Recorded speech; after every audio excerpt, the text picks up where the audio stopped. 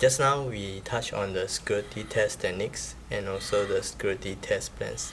Now I'm going into the specific test case for the NTU websites. So far we identified two types. I will talk about the first type first. Due to NTU has many kinds of website, we need to be prepared for all kinds of different testing. So for the first one, we are doing the functional test. The first item will be need to test the user data stored in the database. This we need to ensure that all the data is encrypted, so as to prevent any unauthorized access from viewing the data. Second item is the application form. We need to be guarded against all sorts of attacks from, for instance, the SQL injection and brute force. This will be, I will later talk more about this. Third one is the login form. We know the login form is the first entry point to any websites. So it is very important for us to guard against potential threats. Then the next one is the search engine. This although it's not very common, but it's still an input to a website. Where the user enter any inputs, the hacker can also exploit this to get some related information. Next one is the next type is the logical test. Logical test means is not related to actual functions of the website. It's more related to the logical or business logic of the website. We identify 4 points here. First one is the authentication. For this one, the authentication, we need to ensure, for instance, after 3 times incorrect login, we need to log out the account, because this is to prevent any unauthorized hackers from trying to spoof the password. Second item is the login. This we need to ensure for instance, this one, if the username or password is incorrect, we shouldn't display a message such as your username is incorrect.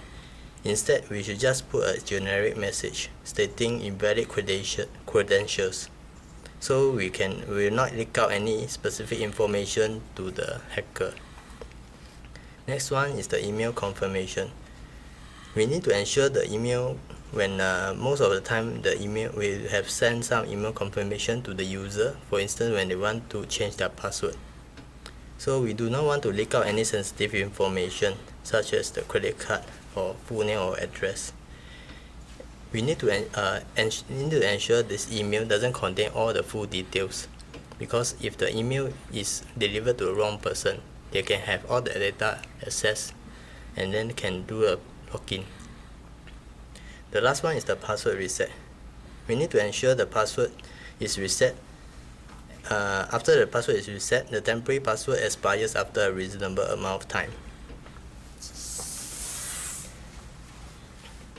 Next, I will use NTU Adventure website as an example. For this case, I will be talking about the brute force attack. Normally, this is what we do. We will key in the username and the password, and then we press the login button to log in. So if brute force attack, what the hacker will do, they try to simulate different kinds of password to try to eventually want to predict the real password.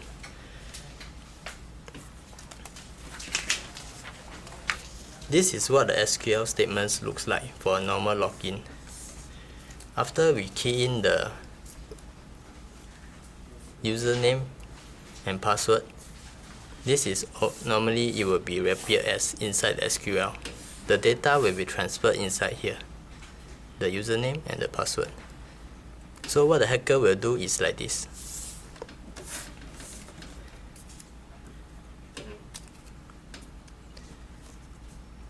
They will put in some strange text data inside, for instance this one and this. For those of you who are not very familiar with SQL, this one translate basically it translates as anything that I can anything after this is a comment. So for this case, after the processor executes this statement, basically it allows the hacker to immediate access without actually knowing the correct password and username. Okay, so as discussed, after user log into the NTU website, right, user is able to access to any website inside NTU. For example, inside the discussion board, user is able to post any data into the discussion board, which the data will eventually store inside NTU database. Okay, so for example, in this scenario, we have two valid NTU user, Mel and Alice. Okay, Mel in this case is a hacker. He is able to use cross-site scripting to access Alice cookies. So how does he go about doing it? So Mel basically just enter information, like example, free laptop to give away, and the munitional code that he wanted to for Alice to download.